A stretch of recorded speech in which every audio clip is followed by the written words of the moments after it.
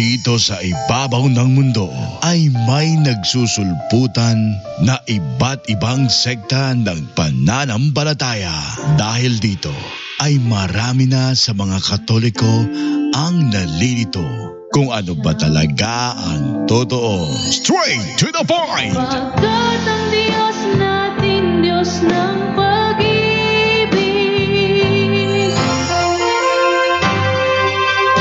Narito na ang ating programa kung saan direktang sasagutin ang bawat katanungan, maging ang pangbabatikos ng ibang sekta ng pananampalataya.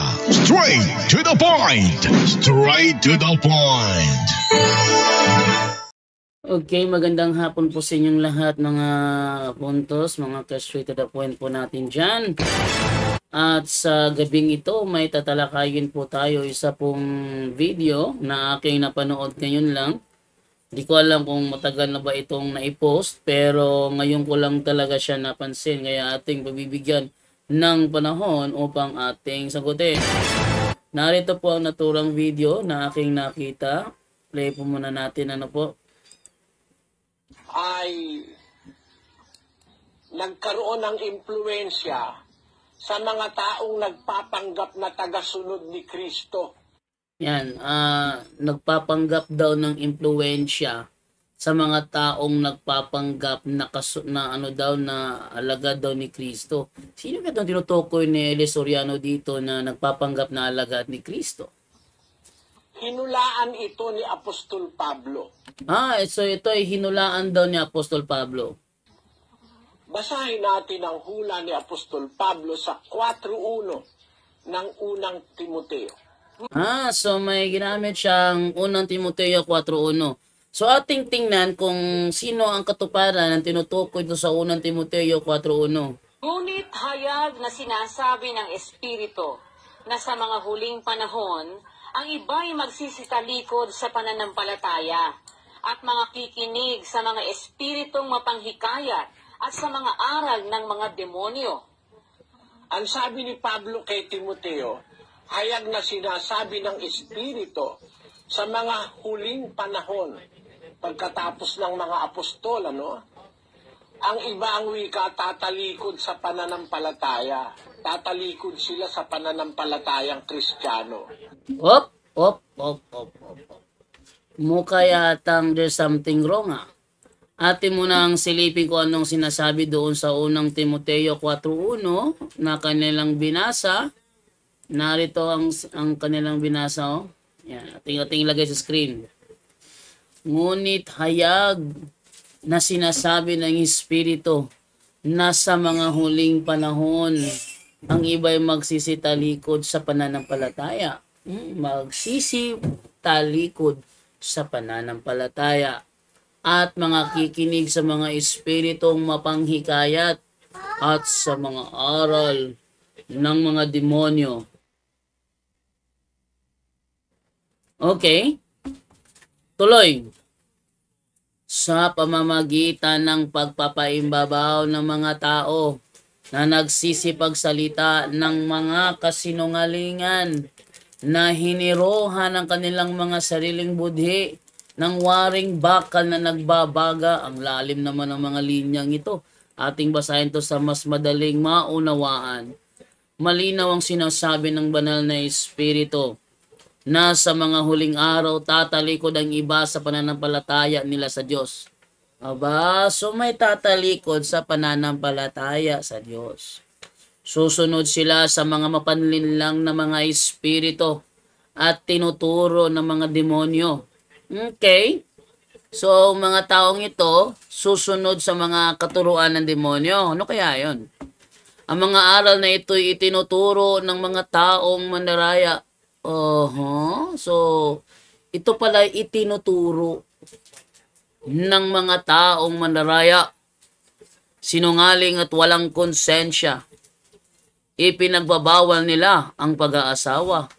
So, ang mga taong ito na nagtuturo ng aral ng demonyo is ipinagbabawal nila ang pag-aasawa. Sabi ni Eli Soriano, ito ay hula ni Apostol Pablo ito ay propesiya ni Apostol Pablo kung saan ito ay tumutukoy sa sa mga taong tumalikod sa pananampalataya nila sa Diyos at nagtuturo ng aral ng demonyo.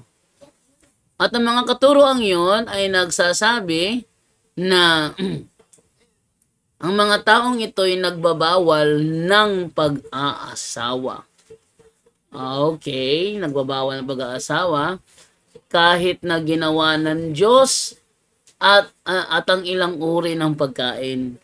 So nagbabawal sila ng ilang uri ng pagkain din. Kahit na ginawa ng Diyos sa mga pagkain ito para tanggapin ang may pasasalamat ng mga mananampalataya at nakakaalam sa katotohanan. Okay? So, ito yung tinutukoy dito. Mga tao na nagtuturo na bawal ang pag-aasawa. Okay, ating ituloy ang naturang video. Nakikinig sila sa mga espiritong mapanghikayat sa mga aral ng mga demonyo sa pamamagitan ng pagpapaimbabaw ng mga tao. Na paimbabaw lang ito, hindi totoo itong mga to, hindi totoong kay Kristo, hindi totoong sa Diyos, nagpapaimbabaw lang, na nagsasalita ng kasinungalingan, na hinirohan ng kanilang sariling budhi ng waring bakal na nagbabaga, na ipinagbabawal ang pag-aasawa at ipinag-uutos na lumayo sa mga lamangkati. Ang isa pala sa palatandaan itong mga taong nagpapaimbabaw na ito, na kunyari nagpapakunwaring sa Diyos, binabawal nila ang pag-aasawa at saka meron silang utos na bihilya. Ay! Teka, ha? There's something wrong. There's something wrong. Sabi niya, ang mga taong ito ay pinagbabawal ng pag-aasawa at meron silang bihilya. Ano kaya ang bihilya? Ating alamin kung ano ang tinutukoy na bihilya. Okay? So, ating alamin sa kung ano ang bihilya. Okay, no? Para malaman natin ano ang bihilya, ating alamin. Okay, so ito. Tingnan natin na kung ano yung bihilya. At meron daw silang bihilya. Okay. So, ating alamin kung ano yung bihilyang tinutukoy dito. Mas maganda kasi na pag tayo nagsaliksik tayo, no?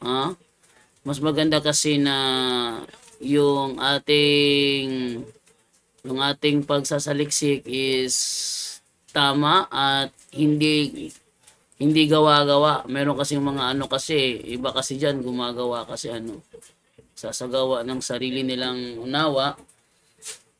Okay. Ito tayo.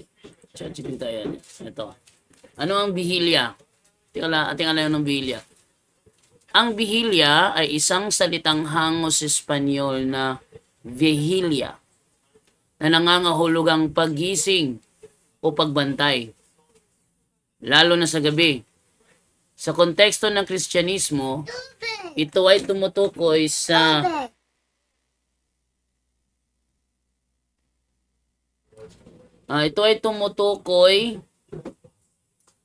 sa isang pagtitipon ng panalangin. Teka, akala ko ba tumalikod sa pananampalataya at pananalangin?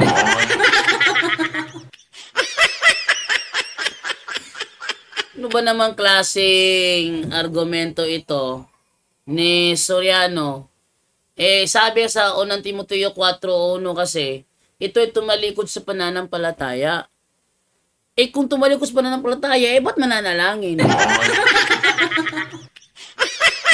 Mukha yatang ang paglagay niya ng term bihilya is, lang yata yon, out of context,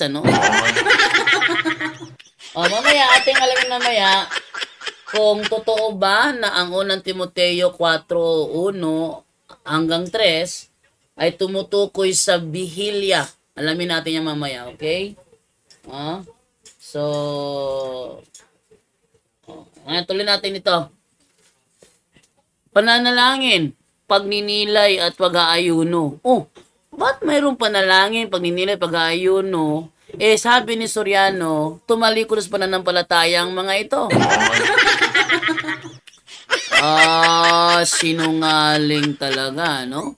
Na ginagawa bago ang isang mahalagang kapistahan o pagdiriwang sa simbahan. Sa simbahang Katoliko, ang misa ng Bihilya ay isang banal na misa na ipinagdiriwang sa bisperas ng isang malaking kapistahan tulad ng Pasko. Uy! Bakit sasabihin ni Soriano na ang tumalikod pananampalatayang ito nagse-celebrate ng Pasko tumalikod ang pananampalataya? Mukha yatang hindi tugma ang mga sinasabi ni Eli Soriano sa realidad.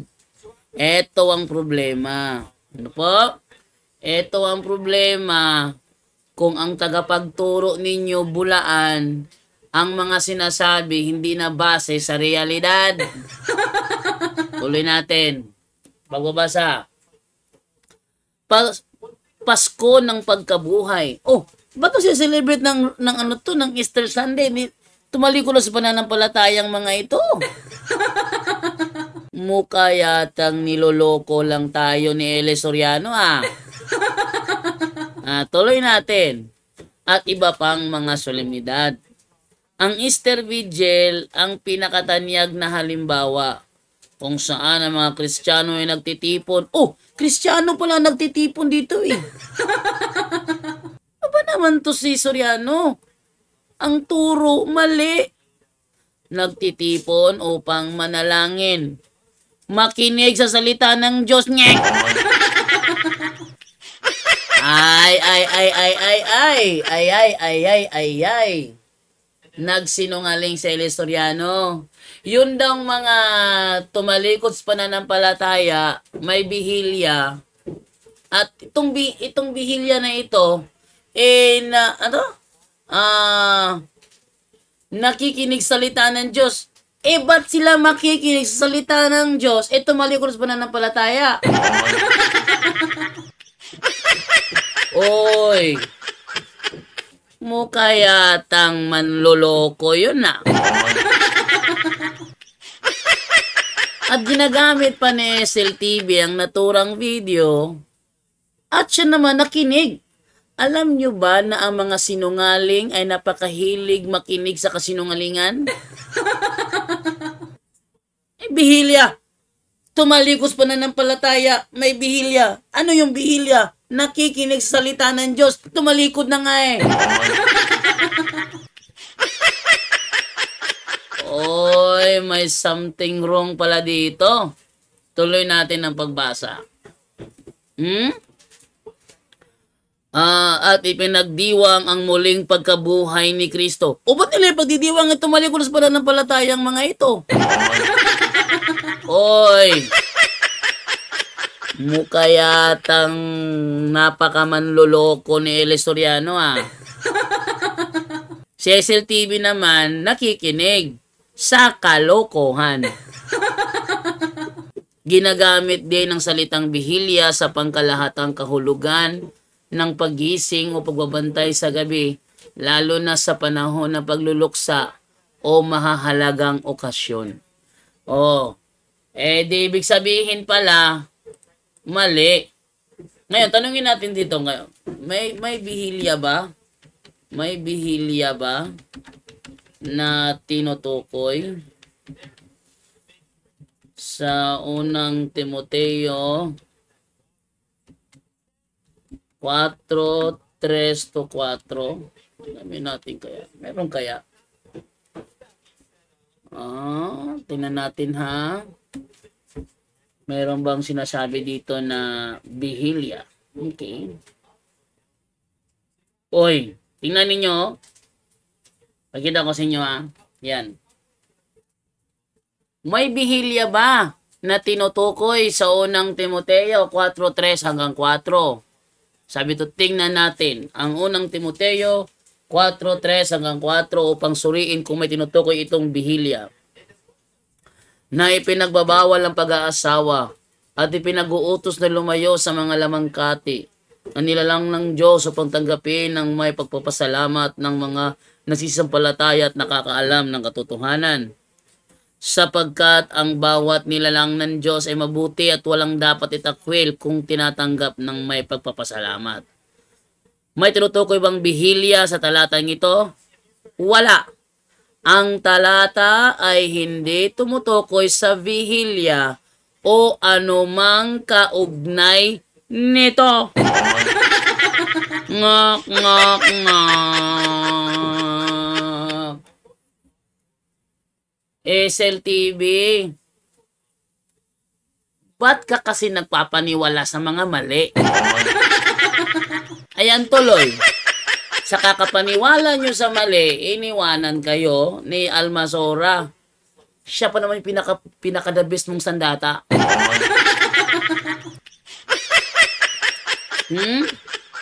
Pinaka-the best mong sandata, nilayasan ka na kasi nagpapaniwala ka sa kasinungalingan. Bihilya daw. Walang bihilya dyan. Ni anumang kaugnay dito. Oh, may tinutukoy bang bihilya sa talatang ito? Unang Timoteo 4:3 hanggang 4. Wala. Ang talatang ito ay hindi tumutukoy sa bihilya o anumang kaugnay nito. Oy. Mali talaga. Ha? Sobrang mali. Ano yung conclusion niya? Walang binabanggit na bihilya sa unang Timoteo 4:3 hanggang 4. Ang tamang interpretasyon ng talatang ito ay hindi laban sa pag-aayuno o pagtanggi sa pagkain sa ilang panahon, kundi isang babala laban sa mga huwad na katuruan na ipinagbabawal ang kasal at pagkain sa maling dahilan. Oy, SLTV, palpak pala yung mentor mo eh. Palpak. Ako'y nag-i-enjoy na habang ating pinupuna itong mga palpak nila dahil the more natin silang pinupuna, the more na nakikita ano talaga totoo. Sabi ni Doris Brown, to God be the glory. God bless everyone in the whole world. Sabi naman ni Reynaldo Sumok, magandang hapon bro JD. Sabi naman ni Gieno Buldan, good afternoon po bro Jando Alabado and all CFD Catholic members, punto por punto staff. God bless you all. Sabi naman ni Christy Siarot, good afternoon po brother Jando, God bless. Emily Suarez, good evening bro Jando, watching from Japan. And Florence Sandigan Iligan, good day po sa lahat. Brother JD, congrats na ibalik mo si Jared sa tunay na tatag ni Kristo. Walang ano man yun kasi galaw naman ng Panginoon yun, hindi man aking galaw yun eh. Okay, ating ituloy ngayon ang video. Yung paglayo sa lamangkati, natupad ito sa Iglesia Katolika. Yeah. Ay! Oy! Pasensya ka na, kasi hindi kami lumalayo sa lamangkati. Actually, minsan nagluto ng litson, nakalimutan Biyernes Santo pala, no? Kaso,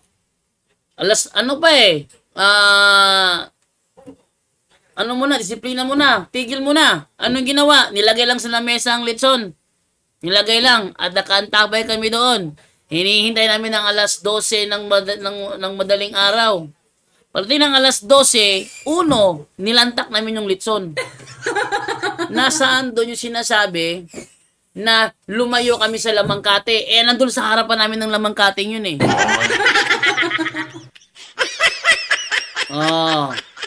Kaya mali. Sabi ni Soriano, ito ay natupad sa Iglesia Katolika, kasinungalingan yan.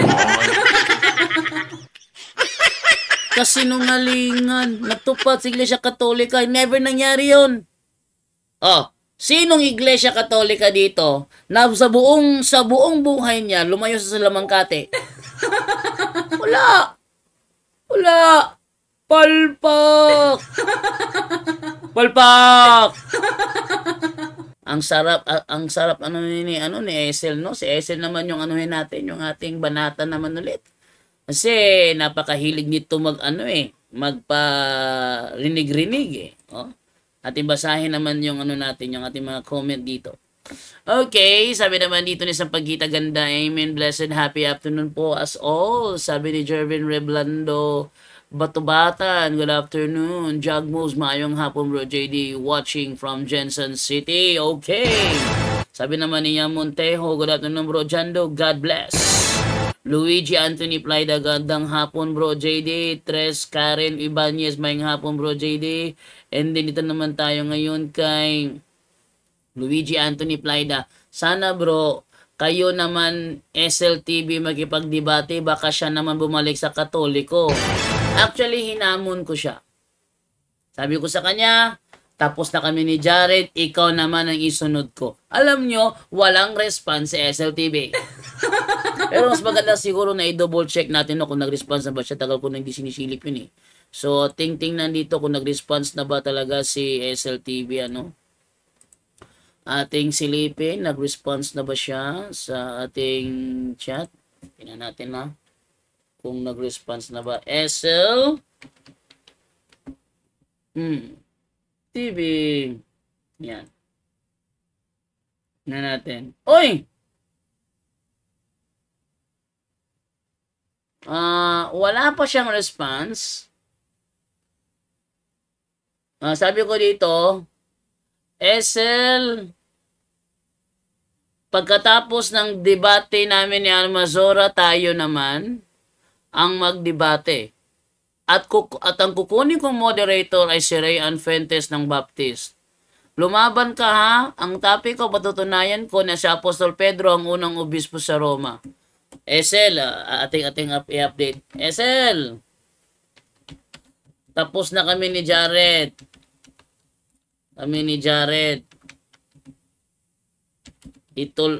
Ituloy na natin itong debate na ito. Response naman dyan. Yan. So, ako'y muling nag-message kay Esel kasi sin lang ginawa. Sin lang ginawa ni Esel eh. Tiningnan lang niya lang yung ko. Oh. So, abangan natin ang response ni Esel TV dito. Hindi lang sila naniniwala sa kasinungalingan, kundi pati sa patay na tuloy-tuloy ang video conference with multo ni Ele. Hindi sila nakapag-move on. Pa-wash out naman from Japan, from Gaga Reisa Labisores. Oh, wash out! Okay, dito naman tayo ngayon sa magbabasa pa ng ibang comment. Daming natin ito, natin babasahin, Sabi ni Elias Arzadon, wait lang. Ito. Noel Tatil muna, good evening po bro JD, 8 PM po dito sa South Australia, ingat po lagi. Sabi ni Medina Ford Andrew, Andrew Ford Medina. Mukha yata nabaliktad yun Sabi dito, good PM bro JD, watching from Double Dragon, Pasay City nga. Ano to, Nintendo game? Double Dragon, baka may Super Mario dyan. Okay. Sabi naman dito ni Elias Arzadon Jr., grabe si Bro Jando, ang lakas mang-asar ng sulpot. Sabi naman ni Montejo, naunsa nakaha na si Esel, karon Bro JD, na Catholic na si Jared. Iyak-iyak siya, Iyak-iyak siya. Sabi niya, Jared, kapatid, pasok ka sa live mamaya. Usap tayo. Gusto ko lang malaman kung totoo ba yung mga sabi-sabi. Ayaw kasing maniwala sa mga sabi-sabi. Nagdagdamdam si Esel. Sabi naman dito ni Na si Jared Luoy ba si Jared daghan di ay galagot sa iyaha may balhin na og Catholic. Yes, daming nagalit kay Jared. Actually, yung nangyari din yan sa ibang mga MCGI na nagkatoliko. Sample na natin si brother Jovan. Si brother Jovan nung yung binarang ba na member ng MCGI. Nung siya ay binarang, hirap na hirap siya. Alam nyo, walang ginawang MCGI para maalis yung barang sa kanya. Walang ginawa. Nakatunganga lang. Anong ginawa ng isa kapatid niya kasi, yung kapatid niya, member ng MCGI Cares, binigyan siya ng pera, financial support daw sa kanyang pag-oospital. Kaso walang findings ano magagawa ng pera niya. So, at least nagamit naman kahit paano, pero nung nalaman ng kapatid niyang member ng MCGI Cares na si Brother Jovan ay nagkatoliko, binulyawan si Jovan, tinadtad ng mura, and then gustong bawiin yung perang binigay sa kanya. At yun din ang ginagawa nila ngayon kay Jared. Butang sa kama sa iyahan ko dito, karang kay ay Sainara. Butang sa Sainara dito ba? Ang mga bata paliw ka na. O niya na, hindi ka po sa mga bata. O niya na. Ayaw ka na. Okay. Emmanuel, sabi ni Emmanuel Abaracoso Magbanwa. Bro JD, daming natuto at di boring makinig sa mga aral ng Biblia at katuruan ng simbahang Katoliko at mga paratang ng mga Protestante.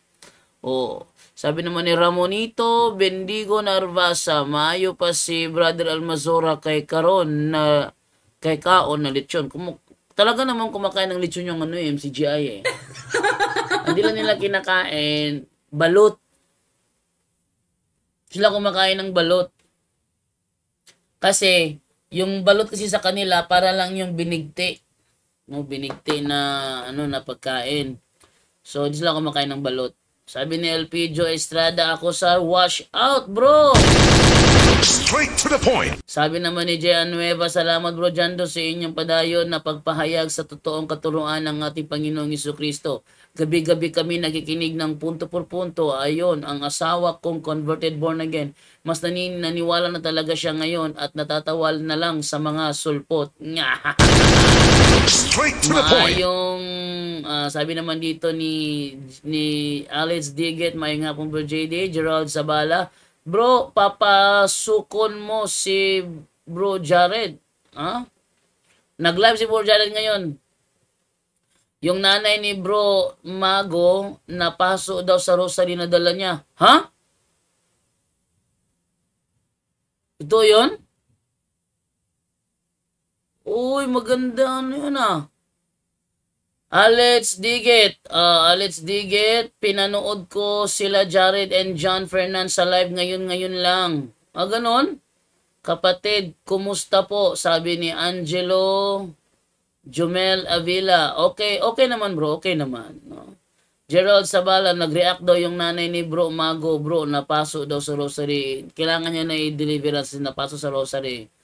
Ibig sabihin, may demonyo sa na umaaligid sa nanay niya, kaya siya napaso sa rosary. Prasedes Kalimpong, salamat bro, Brad, sa imong live, no? Sabi naman ni Ramonito Bendigo Narvasa, bantaye SLTV kay Debate. Hon naka, Jared, hehehe, hilak, JD ka.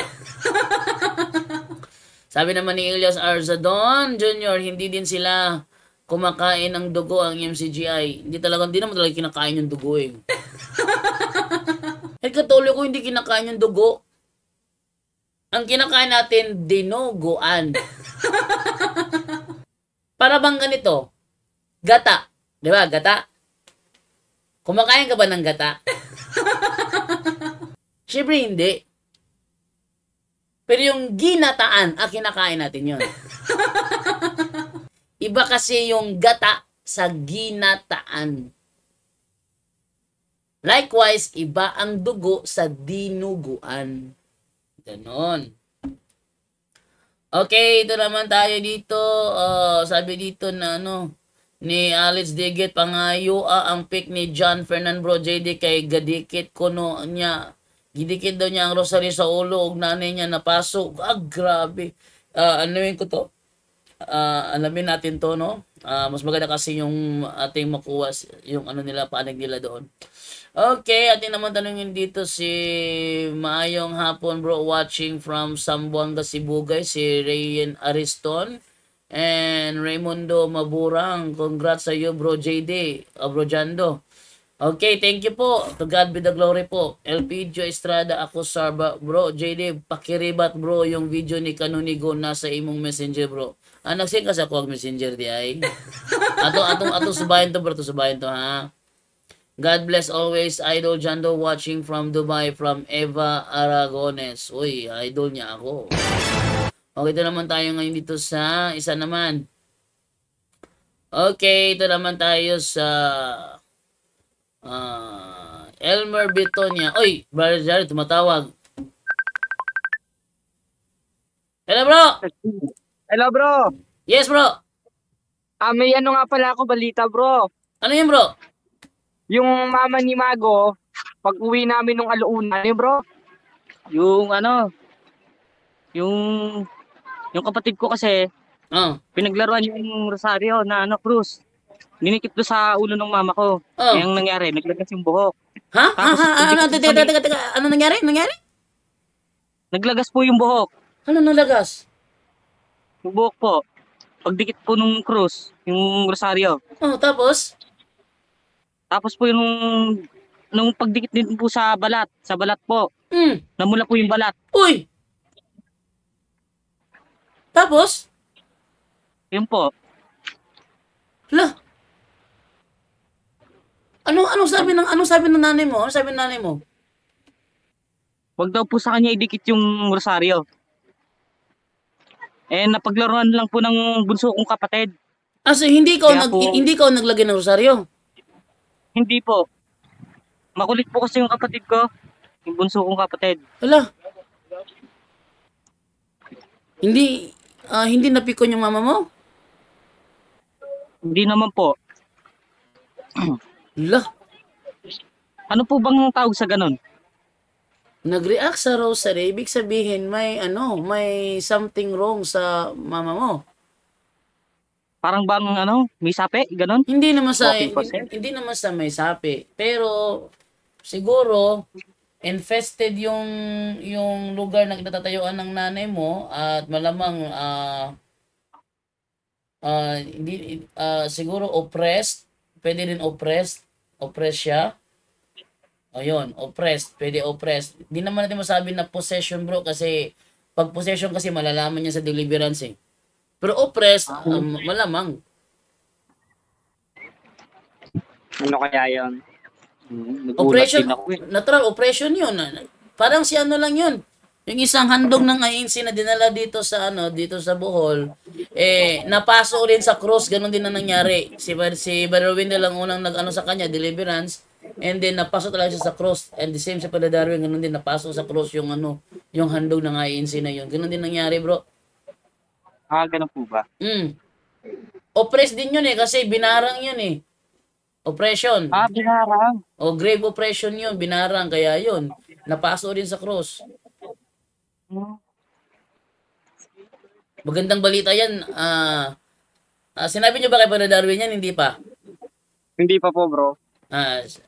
I-chat niyo kay Brother Darwin yung maganda yung balitang yan. Hindi po. Sige bro. Brother, siya nga pala, Brother Jared. Sige po, bro. Kasi nag-chat ako kay SLTV na pagkatapos ng debate namin, siya naman ang isunod ko. Mag-debate kami online at ang aming kukuning moderator, kukunin ko si Brother Ray Fuentes.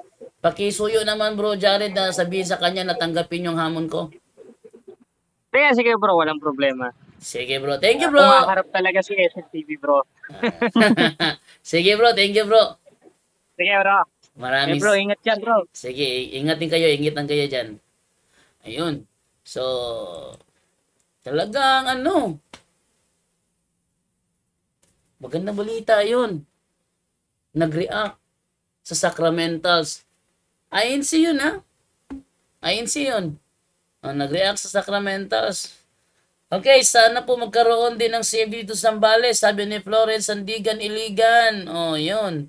Yun ba kasama ni Bujar ay nagkatoliko din? From Elmer Batonia. Actually, magkakatoliko siya, sabi niya. Tinanong ko siya ni Brother Darwin, what if hindi umayag yung mga magulang mo? Sabi niya, bahala na. Basta magkakatoliko siya. Yun ang sagot ni Brother John Fernan, no? Dahil nakita naman niya doon sa catechism, sa ating ginawang adult catechism, yung paano nangyari na ang Katoliko ang tunay na iglesia at yung mga nagki-claim hanggang claim lang sila. Straight to the point. Sabi naman dito ni Gagarisa Levisores, di pala galing sa puso bibigay nila, dapat pag tumulong sa kapwa kahit magkaaway pa kayo, di na dapat kunin kasi binigay na lalo ng pagpera usapan. Si Almasora din, si Jared Almasora, ganoon din ang nangyari. Yung, di ba dati naghamunan kami ng debate pero wala siyang pamasahe. Sabi ko kay Esel, pautangin nyo ng pamasahe niya si Jared. Di ba sabi ko sa kanya, may tumulong sa kanya. Membro din ng MCGI Cares. Siyang ng ticket nila sa aeroplano para makarating lang sa Bohol at magkaharapan kami sa debate. Hindi pag uwi nila ni Jared dahil nagdesisyon siya ng magkatoliko, alam nyo nung nangyari, tinadtad siya ng mura nung tumulong sa kanya. Straight to the point. Tinadtad siya ng mura dahil para lang silang gumastos na magkatoliko si Jared. Yun ang nangyari. Kaya galit na galit. Ganun din ginawa nila kay Brother Jovan. No, babawiin niya sa nagkatoliko ka pa. Kunin ko na lang yung tinulong ko sa'yo. Yun ang mga pagpapaimbabaw. Pag tumulong ka na lang. No? At huwag mo ikagalit kung sakali. Sinabi, meron ako tinulungan dati na na parang biglang tinira din ako patalikod pero hindi naman ako nagalit, At sabi naman ni Christy Siarot, sana tularan ni Bro Jared Almasora sa mga kabataan. Sana tularan si Bro Jared Almasora sa mga kabataan. Naglagas, naalis, naputol, sabi ni Elmer Bitonia. Yun pala. Kasi pag wala ako sa nalagas, alam niyo yung cancer patient, di ba? Pag cancer patient, nalalagas yung buhok nila. Nagsuklay lang, nalalagas yung buhok para bang nadidecompose, di ba? Yun na pagkauna ako sa nalagas. Bro, unsa oras imo debate sa 30, bro? Are ko sa adlawan. Sa adlawan ko ibutang ni Brad Paul. Kaming duha ni Rosbe Alejabo. Sabi naman dito ni Florence Sandigan Iligan, Bro JD, nung Ash Wednesday may naglagay ng pentel pen sa noo. Isip tuloy ng ibang katoliko ang gumawa noon. Ay, hindi katoliko ang gumawa noon. Hindi katoliko. Ibang relihiyon yun, yung naglagay ng pentel pen sa noo. Ibang relihiyon yun, hindi po yung katoliko. Meron ba akong doon? Ito yata yun Ayan pakita ko sa inyo Ito. Bro, Florence, ito bro, tingnan mo itong reference na ito. Ayan. Ito ay galing sa Crusada Balita. Hala, pentel pen.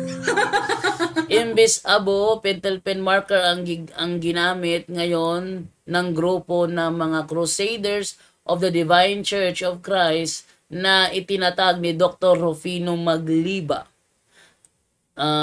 Itong kanilang ginawa ay isinabay nila sa Ash Wednesday ng mga Katoliko ngayong araw na ito. Ang tanong ng karamihan, ano ang tawag dito na pentel pen marker ang kanilang ginamit? Ang sagot naman ng iilan, Ink Wednesday kuno. Ang Crusaders of the Divine Church of Christ, Philippines, Incorporated ay nagsimula doon sa Pangasinan sa coastal town ng San Fabian, Lingayen Gulf. pinarehistro sa Securities and Exchange Commission Manila, Philippines sa magitan ni Monsignor Dr. Rufino Magliba, founder at Supreme Pontiff noong September 27, 1955. May sarili silang Supreme Pontiff. Note, hindi sila membro ng Romano Katoliko na simbahan, mga kapatid. Hindi sila membro ng Romano Katoliko. Ina mo, pentelpin mo naman gamitin. Wala tong pinagkaiba sa sa Mormons. Hindi ba yung Santa Cena meron yung biscuit, meron yung bread and then wine. Sa Mormons naman biscuit and water. So, yun ang pinagkaiba ng dalawa. Okay? So, sabi naman ni Reynaldo Sumuok, sana mag-aral si Bro Jared Almazora, magpari, pati ang kasama niya, di ba dalawa sila? Nasa kay, bro, kay Jared na yun kung siya'y magpapari. Kasi sa pagkakaalam ko, my girlfriend, si Brother Jared. So, ayaw ko makialam doon. Ayan, nasa kanya na kung tutulad siya kay Alfie Angeles na nagpari. Sabi ni Elpidio Estrada, ako sa kulto bro sa Pangasinan na. Sa Pangasinan talaga yun na kulto. Daming kulto lumalabas ngayon, Okay, sabi naman dito ni titingnan naman yung mga comment dito, Dami. Sabi ni Ryan Ariston, may hapon bro, watching from Zamboanga. Nabasa ko na to kanina. Ito tayo. Elias Arzadon Jr. Hindi sila kumakain ng Betamax, dinuguan, at lahat ng putahe na ay sangkap ng dugo. Betamax? Ano yung Betamax? Alam ko sa Betamax, yun ang mas nauna sa VHS Yung maliit na tape na isang bagay na nakikita sa labas, Betamax yun. Hindi ko alam yun alam ko Betamax. Tapos, nung nawala ang Betamax, kumalit VHS. Angelo Jomel Avila, pa-shoutout po from San Ildefonso, Bulacan. God bless po. Emmanuel Abaroco Magbanwa, abangan namin yung update na napaso ng Rosary Bro JD. Ayun, tumawag naman si Brother Jared, kasama si Brother John Fernan, at iniulat ang nangyari sa nanay ni Brother John Fernan. Okay. Welcome Bro Jared from Elpidio Estrada Acosar. Nangatagak bro. Yun si Elpidio. Tindog balahibo ko bro, sabi ni Skylove.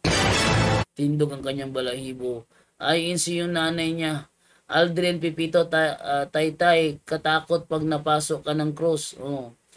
Elias Arzadon Jr. nakakatakot, nag-react sa rosary.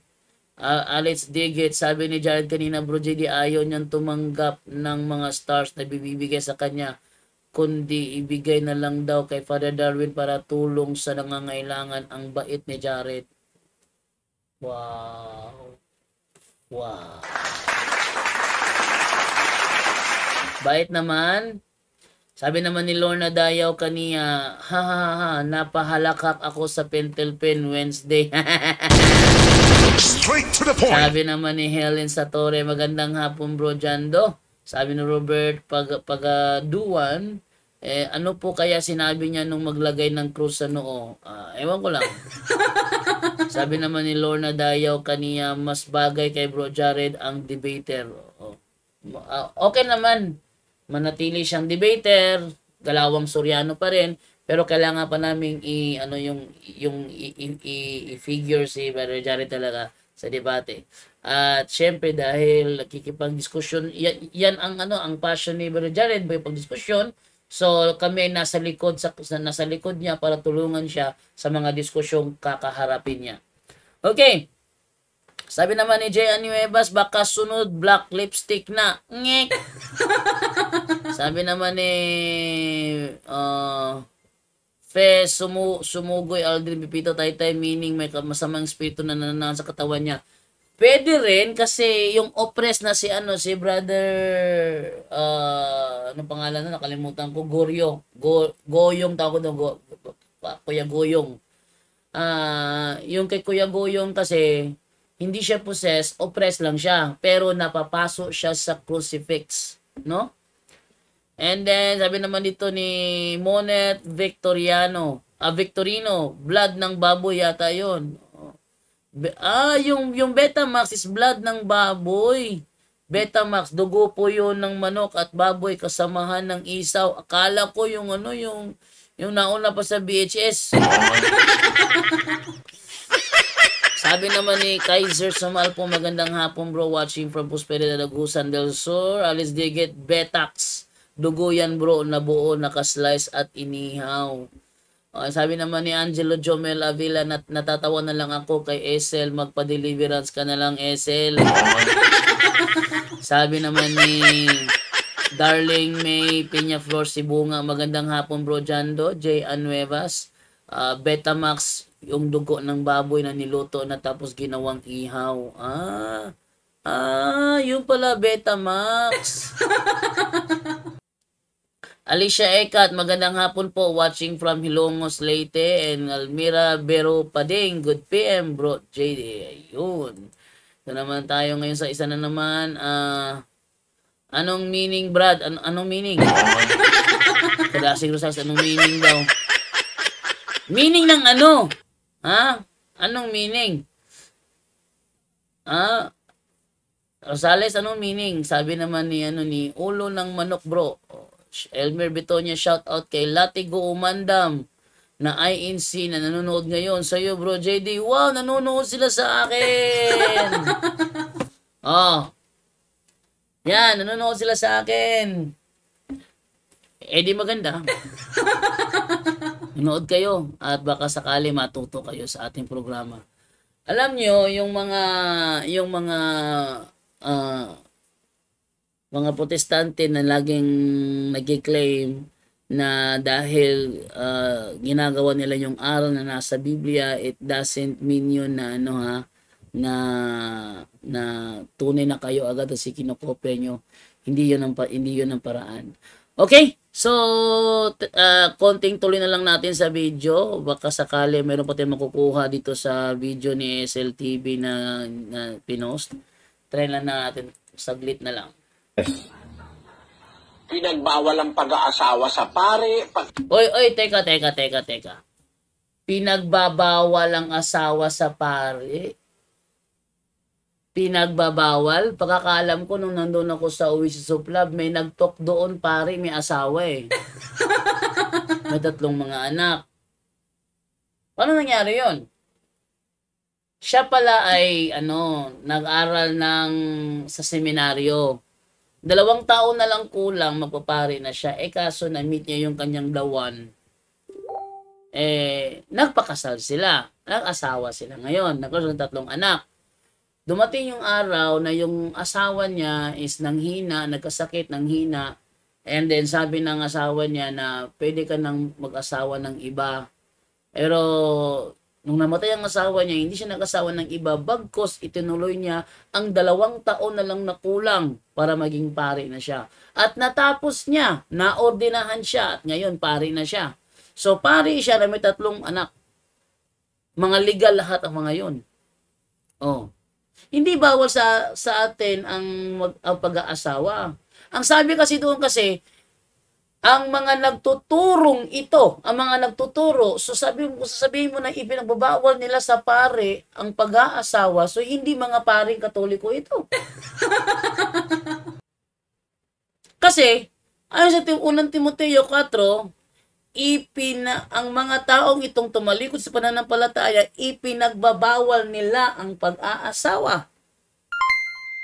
Kung itong mga tao na nagbabawal sa pag-aasawa, yung mga pare ba pinagbabawalan? Hindi ha? Hindi pinagbabawalan ng mga pare. Pwede kang mag-asawa, pero hindi ka na pwedeng magpare. Hindi ka na pwede. Pwede ka pa rin mag-asawa. So hindi mo bawal, yun ay disiplina. At saka eto pa. Paano mo sabing ipinagbabawal, nag-aaral pa lang, alam na niya kahihinatnan niya. Hindi ka pa tapos sa pag-aaral mo, alam mo naman mangyayari. Di ba? na pag nakagraduate ako dito, at pag ako'y magpapare, dapat ako mag-focus sa ministry, hindi sa pamilya. Kasi pag nag-focus ako sa ministry, pati pamilya, mahahati yung isip ko. Mahahati. Tingnan mo ko, may asawa ko. Pag tinawag ni Divine, Papa, tubig!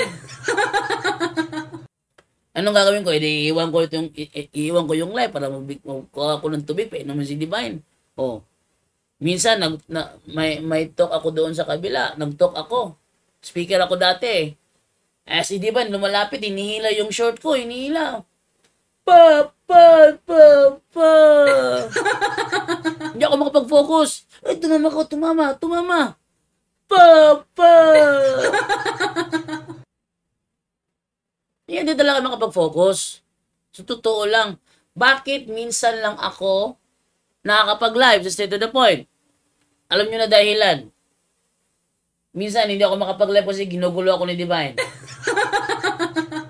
O minsan, ni Sainara. Ngayon pa nga, nag-live ako kanina, ibigay na sana sa akin si Sainara. Sabi ko, yan na, nag-live ako rito. Di talaga madali. Sila pinagbabawalan. Actually, si Martin Luther, nakasal si Martin Luther eh. Nakasal yun. Ano pa? Sabi niya, pinagbabawalan ang pare. Sino ito kung hindi ito pare? Mga miyembro, magbabawal sa pare na mag-asawa? Mukha yatang against reality yun ah. Hindi ito paring Katoliko tinutukoy dito kasi ang mga paring Katoliko paano sasabi, oy mga mag-live-in, magpakasal na kayo. Ilang taon kayo nagli-live-in? Ilan ang anak ninyo? 8. 8 anak nyo? Live-in pa rin kayo? Magpakasal na kayo. O meron pang mass wedding. So hindi nagbabawal ng simbahang Katoliko ng pag-aasawa. Mali talaga, Soriano. Palpak talaga. Palpak talaga, Eli Soriano. Ano ba? Katapos, meron silang bihilya. Bawal kumain ng karne sa mga araw ng sinisa at sa bawat beer. Ay, yung pagbabawal, disiplina yun. Para bang aso? Ay, sa aso ha? Lagyan mo ng pagkain yung plato niya. Kain na sana siya. Hops! Tigil yung aso. Tigil mo na. Huwag ko muna kumain. Kasi nagagano'n yung aso, agano'n lang mo, hindi mo nakakain, no? Kasi kainin mo na. Kinain ng aso. Bawal ba sa aso yon? Mali. Nalala ko si Padre Edgar Laugan. Ha? Ito na naman si Divine, no? Ha? David? To David to gawas. To David ka. No. Ano pa nangyari? Ano pa nangyari? Si Edgar Laugan, kumain siya ng fried chicken. Bernie Santo yon. Sabi ni Bibi, huy! Alas 9 pa ng, alas 11 pa. Kasi alas 11 na yan. Galing kami sa, sa talk nun eh. Nung umuwi kami sa studio, 11:30. Sinubo ni Brother Edgar yung manok, 11:30. Sabi ni Bibi, malapit na alas 12. Instead na ibaba yung manok, nandun lang sa bibig ni Brother Edgar, nagtawanan kasi kami. Kaya ayaw niyang ibaba, inintay yung alas 12:01. Alas 12:01, nginuya na niya yung manok. Asan doon ang bawal? Mali talaga turo ng ang dating daan, ano?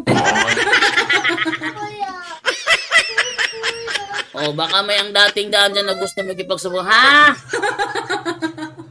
Pun, kuya. Tutupun, kuya, ito gawas daw. Wala ako'y pun. Ang kanilang ako apun, no? Muka pun.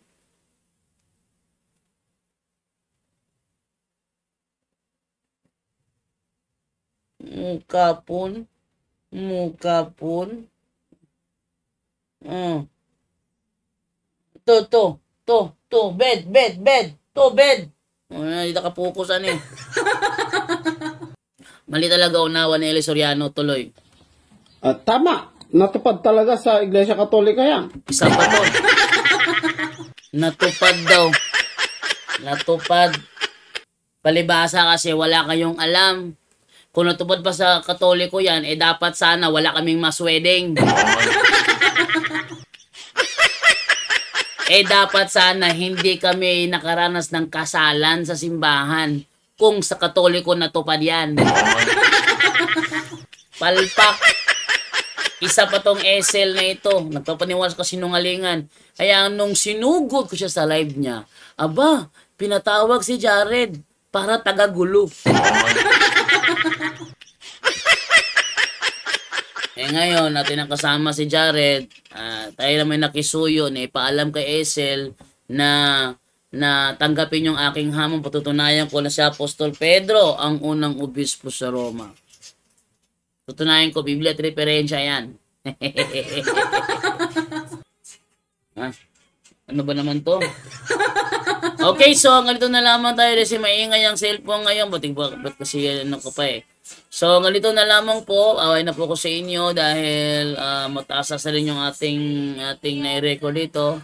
Paalam po at bye-bye. At yan po ang ating tampok ngayon sa Straight to the Point, kung saan sa loob lang ng ilang minuto naging matibay ang pananampalataya ninyo. Maraming salamat po. Straight to the Point! Straight to the Point!